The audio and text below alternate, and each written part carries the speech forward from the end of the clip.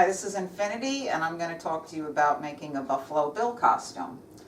So, first order of business is to get your weapons. So if you can get a hold of a imitation period rifle, that's a good accessory to have. This is made out of solid wood.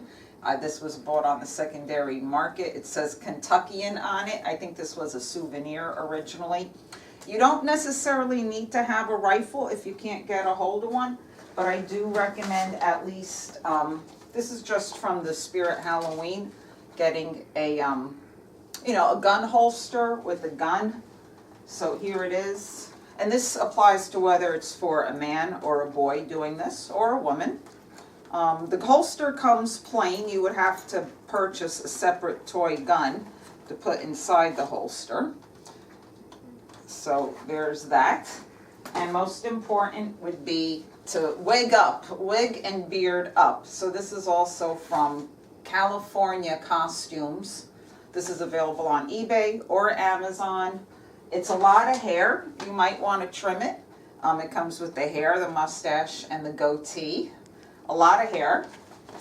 And then so for the outfit, if you can get a leather jacket, absolutely that's the way to go. But if you can't get an authentic leather jacket, you can just wear any leather jacket you have at home. This is an older leather jacket. It really wasn't worn other than just from the outside coming and going, because it's really not period. But if you're not doing a leather jacket, you could get a Western shirt, which is more economical.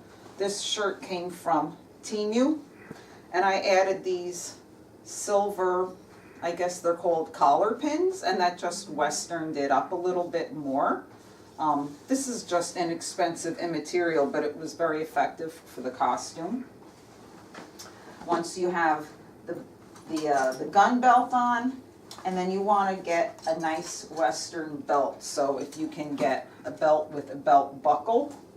This is also a Temu belt, and it had a buffalo on it, so that was nice. But here's a leather belt from the 70s. In the 70s, these big buckles were very much in style. So if you have one of those laying around, I recommend that. We used a bolo tie, and this bolo tie has a buffalo head on it. And this bolo tie was also from Temu. What else have we got here? So if you can get those high riding boots, fantastic. Buffalo Bill wore like thigh-high black leather boots. It's going to be very hard to find. So if not, just wear some kind of basic boot. This is just a high shoe. He did not wear cowboy boots, and he did not wear jeans. He wore like regular clothing. He was a showman, not a cowboy per se. So we just wore, pants that matched with the shirt, kind of like a brown color scheme. So it's a pants thing, not a jean thing like a cowboy. Gloves are always great to have. Ideally, you would have those big gauntlet gloves with the big wrists on them, or even the fringe hanging down. If you don't want to spring for that, just wear a pair of leather gloves.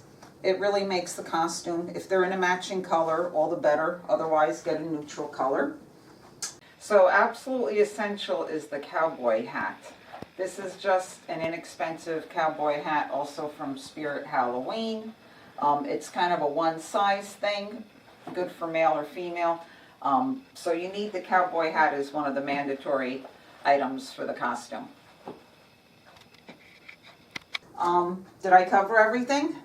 Okay, and if you could get Annie Oakley to come with you, all the better. Have fun.